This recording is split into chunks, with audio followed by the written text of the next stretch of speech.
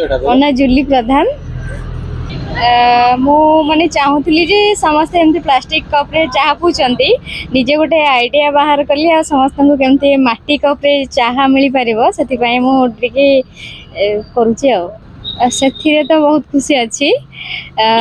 ଜଣେ କଳାକାର ତ ଆମକୁ ଟିକେ ଜାଗାର ଅଭାବ ଥିଲା ଟିକେ ପେଣ୍ଟିଂ କରିବା ପାଇଁ, ସେଥିପାଇଁ ଫରେଷ୍ଟ ଅଫିସର ସାର୍ ମାନେ ଆମକୁ ହେଲ୍ପ କଲେ, ଟିକେ ଜାଗା ଦେଲେ ଏ ନର୍ସରୀ ଭିତରେ ଟିକେ ପେଣ୍ଟିଂ କରିବା ପାଇଁ बहुत हेल्प करछंदी। आउ टिके मोर इच्छा थिला जे बिजनेस करबा पई तो देखिली जे कोटा लोक माने पसंद करंते आजिकली सब चाहा पीबे लोक माने संध्या बेले सेति पई बोली माटी कप रे किछि करबा पई मु निजे भाबिली आ समस्त ए माटी कप रे चाहा भी सुस्थ रहंत बोली मु आशा करूची।